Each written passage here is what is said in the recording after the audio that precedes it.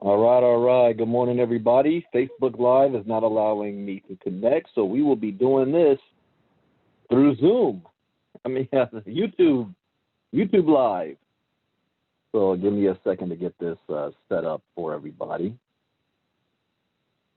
All right. Good morning, everybody. Facebook, so we will be doing this. That's what happens sometimes.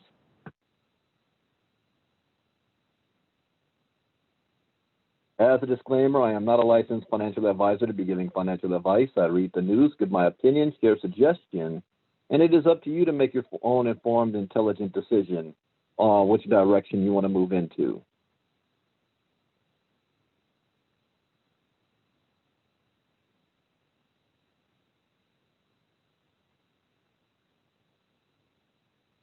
Also, there are 4 rules I live by in the crypto space to have success.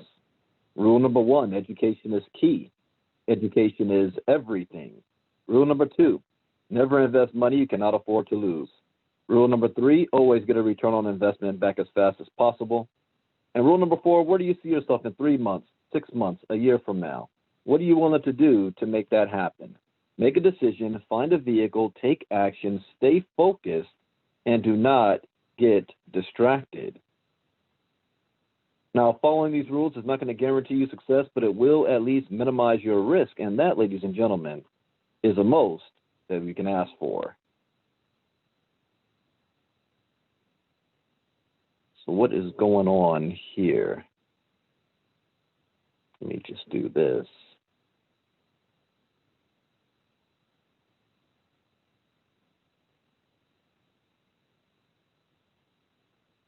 Yep, I got to get my groups on Facebook set up and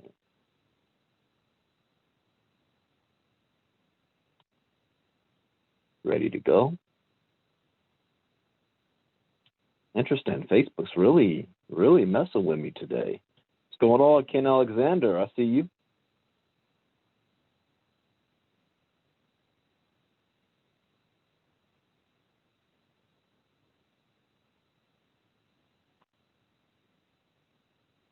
It's to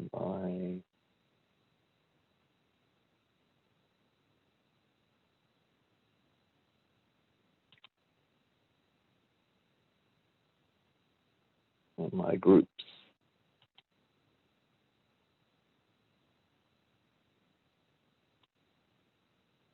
All right, and share screen.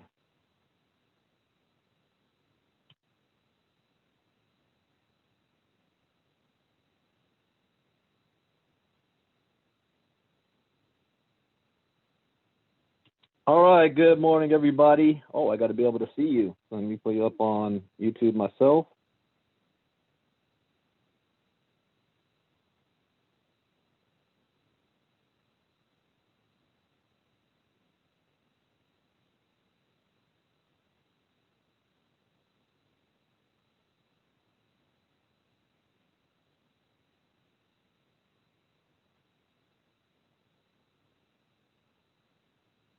Oh, I can't do it that way.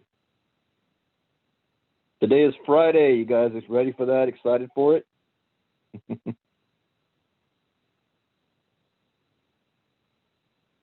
It's been one hell of a week. Very interesting week.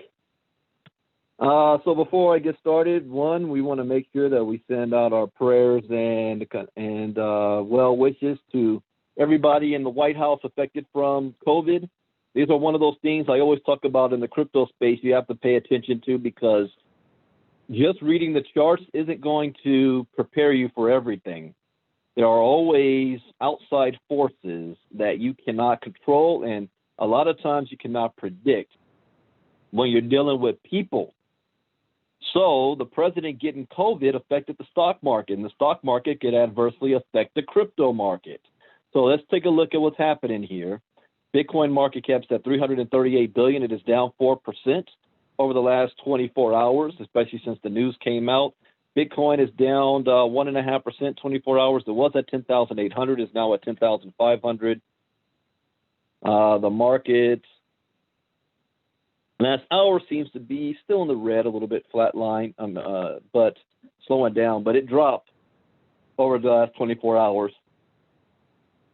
Let's see. Best performances is YUSD. I've never heard of that one.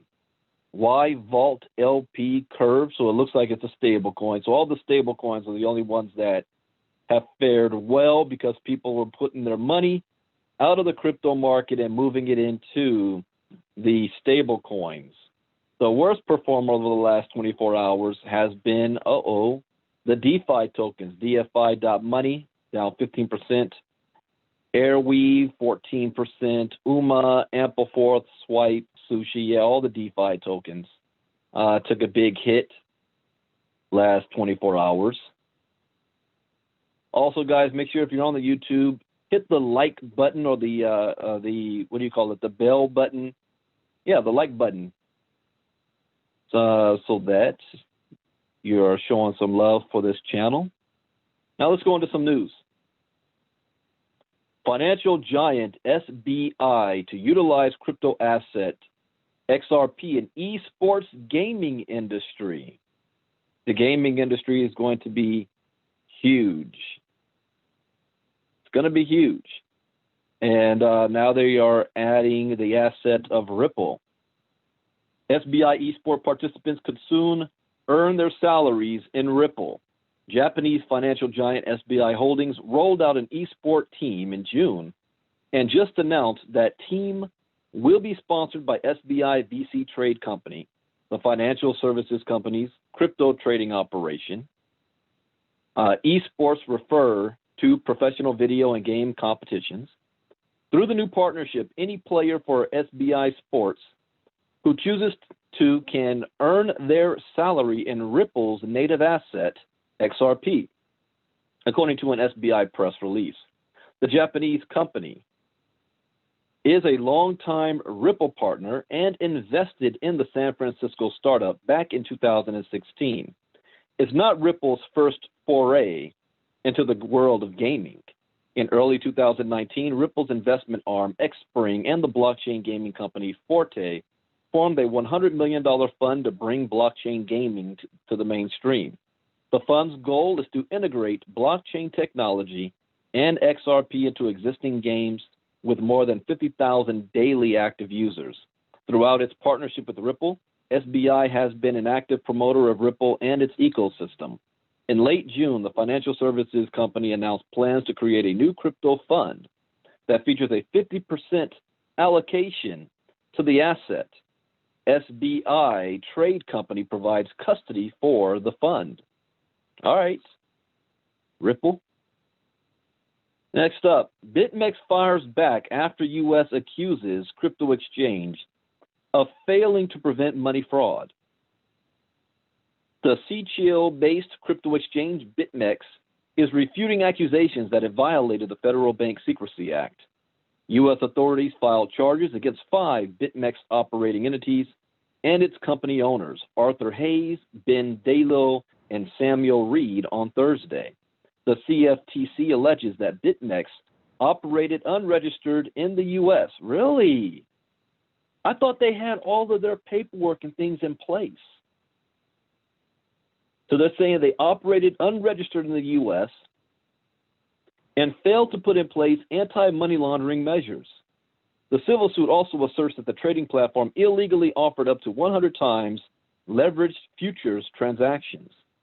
The popular Bitcoin trading platform, which has now seen over $11 billion in Bitcoin deposits and collected more than $1 billion in trading fees, swiftly responded to the CFTC charges with a statement. We strongly disagree with the U.S. government's heavy-handed decision to bring these charges and intend to defend the allegations vigorously. From our early days as a startup, we have always sought to comply with applicable U.S. laws, as those laws were understood at the time and based on available guidance. And I would have to agree with them on that. In its press release, BitMEX also assured users that despite these charges, the platform's operations would run uninterrupted and user funds would remain safe and accessible. Well, I'm sorry, but I would pull all of my money off that exchange ASAP. I'm just saying, when you got the U.S. government coming down on you and they decide to start to freeze assets, you don't own the keys on the exchange. That's just my personal opinion. I would. In its press release, BitMEX also assured users that, the commission argues that although that BitMEX is not headquartered in the U.S., much of the trading platform's volume is generated by U.S. transactions and, as such, are subject to CFTC regulation. With the spotlight on them, I would pull all my money out real quick. Okay, next up. Number of crypto users shatters 100 million people worldwide. Talk about mainstream adoption coming on. The University of Cambridge estimates that the number of global crypto asset users has increased by a whopping 189% since 2018. In its new global crypto asset benchmarking study, the Cambridge Center for Alternative Finance identifies up to 101 million unique crypto asset users across 191 million accounts opened at service providers in the third quarter of 2020. The CCAF says the sharp increase may be due to both an increase in the number of existing accounts as well as a heightened ability to connect individuals to those accounts. Though staking in the crypto asset sector is primarily driven by retail investors, the CCAF's report also finds that a growing number of European and American institutional investors wish to expose their portfolios to crypto assets. According to the September report, Bitcoin remains the most commonly available crypto asset across service providers. However, Ethereum has quickly grown in accessibility to become the second most supported token, followed by Litecoin, Bitcoin Cash, and Ripple.